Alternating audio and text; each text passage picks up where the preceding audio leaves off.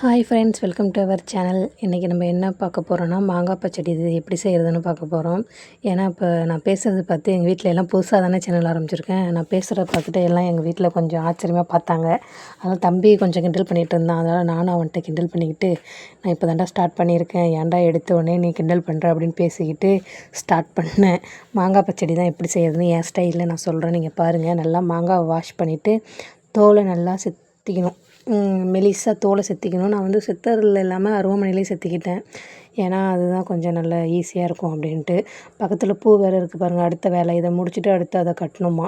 அதனால் சரி இதை முடிச்சுட்டு அதை கட்டிடுவோம் அப்படின்ட்டு இது கொஞ்சம் கொஞ்சமாக செய்ய ஆரம்பிச்சிட்டேன். புதுசாக நம்ம சேனல் ஆரம்பிச்சிருக்கேன். நம்ம சேனல் பிடிச்சிருந்தா லைக் பண்ணுங்கள், ஷேர் பண்ணுங்கள், கமெண்ட் பண்ணுங்கள், மறக்காமல் சப்ஸ்கிரைப் பண்ணுங்கள். என்னோடய ஸ்டைலில் செஞ்சுருக்கேன், செஞ்சு பாருங்கள். பிடிச்சிருந்தா எப்படி இருக்குதுன்னு செஞ்சு பார்த்துட்டு என் சேனலில் வந்து கமெண்ட்டில் சொல்லுங்கள். மாங்காவை தோல் ஃபுல்லாக சீவிட்டேன் பாருங்கள். சீவி இதெல்லாம் எடுத்துகிட்டு நல்லா குட்டி குட்டியாக சின்ன சின்னதாக கட் பண்ணிக்கணும். சில பேர் வந்து முழுசு முழுசாக போடுவாங்க, உருளைக்கிழங்கு போடுற மாதிரி. அப்படி போட்டால் வந்து சீக்கிரம் அது வந்து கரையாது. அப்புறம் நம்ம கேஸுக்கு பிடிச்ச வேலை. அப்புறம் அதில் ஸ்லோவாக அதிகமாகாமல் ஸ்லோவாக செய்கிற மாதிரி இருக்கும். குட்டி குட்டியாக அரிஞ்சிக்கோங்க, நல்லா தனித்தனியாக இருக்கிற மாதிரி. நல்லா கருங்கல் மாதிரி இருக்கும். குட்டி குட்டியாக அரிஞ்சிக்கிட்டு எப்படி அரிஞ்சிருக்கு பாருங்கள் நைஸாக. இதை அப்படியே போட்டு தண்ணி ஊற்றிக்க வேண்டியதான். நல்லா அலசிட்டு தான் நான் வச்சுருக்கேன். இப்போ உங்களுக்கு வேணும்னா மறுபடியும் நீங்கள் அலசிக்கலாம். ஏன்னா சில பேர் சாப்பரில் அரிவாங்க. எனக்கு எப்போவுமே அருவாமனையில் அரிஞ்சால் தான் அரிகிற மாதிரி இருக்கும். நீங்களும் ட்ரை பண்ணி பாருங்கள். ஒரு கடாயில் எண்ணெய் ஊற்றி, எண்ணெய் காஞ்சதும் கடுகு போட்டுக்கோங்க. பச்சை மிளகா போடுவாங்க சில பேர். ஆனால் பச்சை மிளகா வந்து அது ஒரு வாசம் இருக்கும். அதனால் அது எனக்கு பிடிக்காது. அதனால் எண்ணெய் ஊற்றி கடுகு. இது ஈஸியான ஸ்டெப்பு தான் நான் உங்களுக்கு சொல்லித்தரேன். சில பேர் ரொம்ப லாங்கான பச்சை மிளகா, வெங்காயம், கருவேப்பிலை அதெல்லாம் போடுவாங்க. அதெல்லாம் போடவே தேவையில்ல. Simple and easy. இதை மட்டும் டேஸ்ட் பண்ணி பாருங்கள் எப்படி இருக்குன்னு. அப்புறம் வந்து நீங்கள் சொல்லுங்கள். எண்ணெய் ஊற்றி கடுகு போட்டதும் கடுகு நல்லா காஞ்சதும் நம்ம அரிஞ்சு வச்சுருக்கிற மாங்காவை அதில் போட்டுருங்க. ஏன்னா மாங்காய் அதில் போட்டு கொதி நம்மளுக்கு தேவையான அளவு தண்ணி ஊற்றணும். தேவையான அளவு தண்ணி ஊற்றி வேண்டியது. அந்த மாங்காய் முழுகிற நேரம் எப்படின்னா தண்ணி ஊற்றி முழுகிறதுக்கப்போ ஊற்றிக்கிட்டிங்கன்னா கரெக்டாக இருக்கும். அது கரையிறதுக்கும் கரெக்டாக வேகிறதுக்கும் கரெக்டாக இருக்கும். சில பேர் நான் எடுத்துருக்கிறதே சின்ன மாங்காய் தான், அதுக்கு திட்டமாக முழுகிற மாதிரி ஊற்றிக்கிட்டேன். சில பேர் 2 மாங்காய் பெரிய மாங்காய் ஊற்றிட்டு எப்படின்னா ஒரு 3 சொம்பு அப்படி ஊற்றுவாங்க. அதுதான் நான் சொல்கிற மாரி நல்லா கொதிச்சுக்கிட்டே இருக்கும். அப்படி நம்ம செய்யவே கூடாது. நல்லா கொஞ்சமாக ஊற்றி கொஞ்சமாக மாங்காய் போட்டு அது முழுகிற மாதிரி தண்ணி ஊற்றிக்கலாம். ஏன்னா அப்போ தான் அது நல்லாயிருக்கும். பார்த்திங்களா, நான் போட்டு அந்த எண்ணெயிலே நல்லா ஒரு 2 பரட்டு பரட்டுங்க.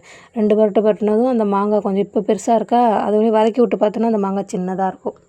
அதுவும் அப்படியே அந்த வதக்கிறதுலேயே வாசம் வரும் பாருங்கள், நல்லா டேஸ்ட்டாக இருக்கும். வதக்கிறப்பே எனக்கெலாம் வாசம் வருது. நீங்களும் செஞ்சு பாருங்கள். இல்லை நீங்கள் எப்படி செய்வீங்கன்னு கமெண்டில் சொல்லுங்கள். ஏதாவது மிஸ்டேக் பண்ணியிருந்தா, இல்லை இப்படி செய்யக்கூடாது, இப்படி தான் செய்யணும் அப்படின்னு தான் எனக்கு கமெண்டில் சொல்லுங்கள். மறுபடியும் சொல்கிறேன், நம்ம சேனல் பிடிச்சா லைக் பண்ணுங்கள், ஷேர் பண்ணுங்கள், கமெண்ட் பண்ணுங்கள், மறக்காமல் சப்ஸ்கிரைப் பண்ணிக்கோங்க.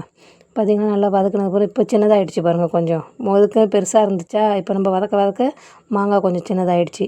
இதுக்கு தேவைக்கேற்ப தண்ணி ஊற்றிக்கோங்க.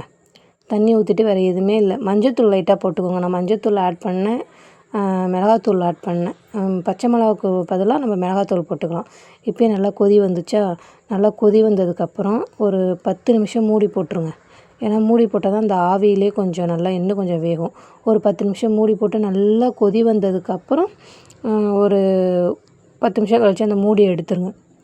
மூடி எடுத்துட்டிங்கன்னா இன்னும் நல்லா குலைவாக வந்திருக்கும். நம்ம தண்ணி தானே ஊற்றணும். இது நல்லா நம்ம கஞ்சி தண்ணி மாதிரி நல்லா குலைவாக வந்துடும்.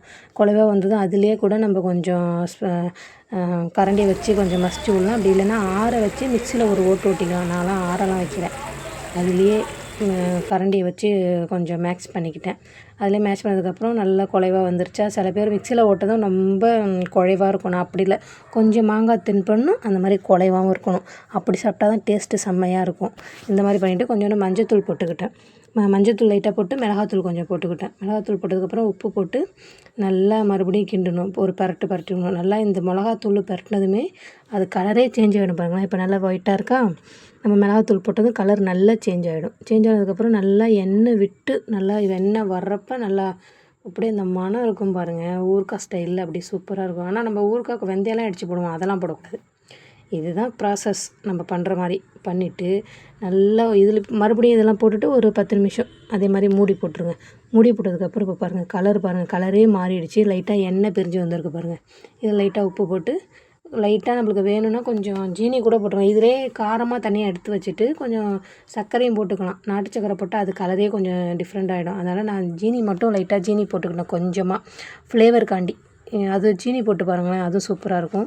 ஜீனி சர்க்கரை போட்டு பிடிக்காதவங்க தனியாக எடுத்து வச்சுக்கலாம். இப்போ பாருங்கள் நல்லா அல்வா பதத்துக்கு நல்லா கெட்டியாக வந்துருச்சு பாருங்கள் நம்ம பச்சடி. இதுதாங்க, இது வச்சு தயிர் சாதத்துக்கு, சாம்பார் சாதத்துக்கு வச்சு சாப்பிட்டு பாருங்கள். செம்ம டேஸ்ட்டாக இருக்கும். என் ஸ்டைலில் நீங்களும் செய்வீங்க. உங்களுக்கு செய்ய தெரியாதுன்னு தெரில, நீங்களும் செய்வீங்க. என் ஸ்டைலில் நான் செஞ்சுருக்கேன். நம்ம சேனல் பிடிச்சா சப்ஸ்கிரைப் பண்ணுங்கள், லைக் பண்ணுங்கள்.